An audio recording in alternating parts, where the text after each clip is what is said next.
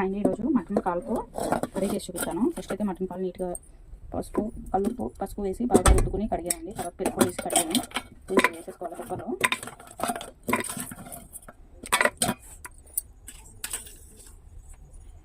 Only taste తగినంత salt, కారం అండి,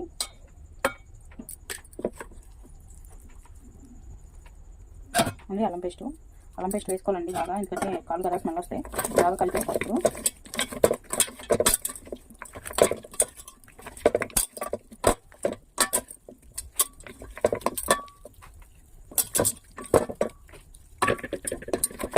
కలిపేసాం కదండి, ఇప్పుడు వాటర్ పోసుకున్నాం ఇంట్లో అండి. ఉప్పు కారం అన్నీ వేసేస్తాం కదా, వాటర్ కూడా వేసింది. ముక్కలు ములిగేలాగా ఈ విధంగా వేసుకోవాలి. కొంచెం ముదురుగానే ఉన్నాయండి, మీడియంగా ఉన్నాయి కాళ్ళు, కాబట్టి ఒక 10 విజిల్స్ దాకా పెట్టుకోవాలండి. ఇది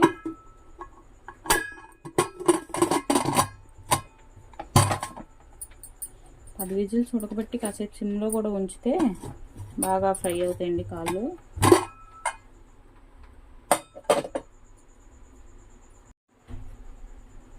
ఇప్పుడు కొంచెం ఆయిల్ వేసుకోవాలండి.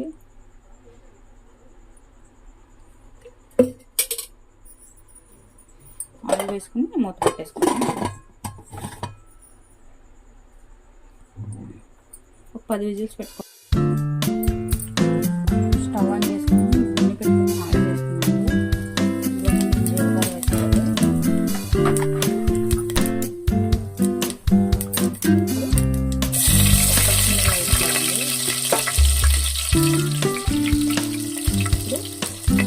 జీలకర్ర వేసుకోవాలి. వేడి చేసుకున్నాం.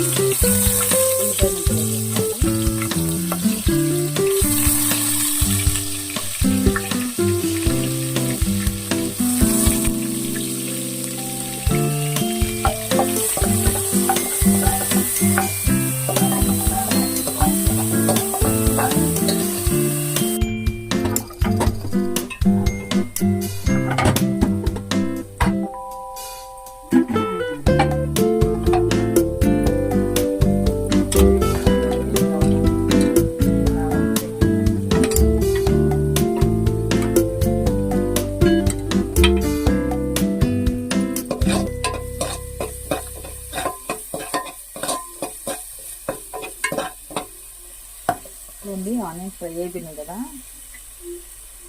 ఇప్పుడు కొంచెం అల్లం పేస్ట్ వేసుకున్నాం.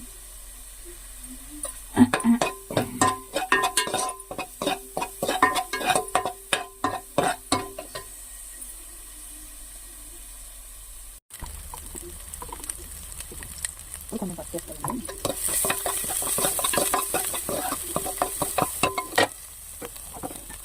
వాటర్ వేసుకోండి. ఇందులో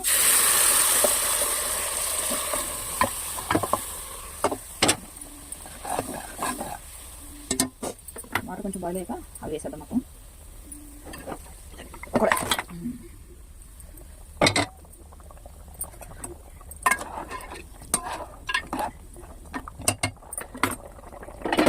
ఇప్పుడు మూత పెట్టేసి ఒక 10 మినిట్స్ ఉడకనిద్దామండి. ఇదిగోండి, చూసారు కదా ముక్క ఎంత మెత్తగా ఉడికిపోయిందో. ఇట్లా ఉడికించుకోండి, టేస్ట్ బాగుంటుంది.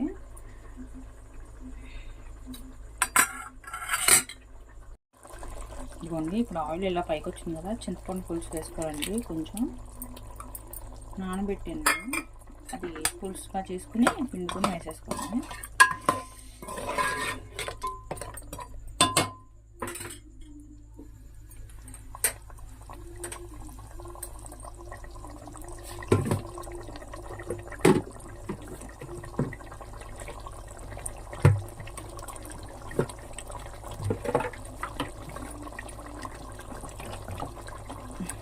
ఇవ్వండి, ఉడుకుతుంది కదా. ఇప్పుడు ఇది ఇంట్లో చేసుకున్న గరం మసాలా అండి.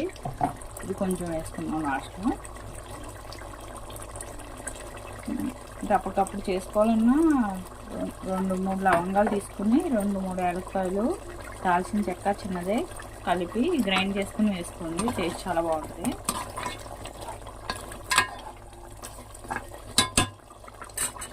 ఇప్పుడు ఒక 10 నిమిషాలు మూత పెట్టేసి ఉడికించి స్టవ్ ఆఫ్ చేద్దామండి.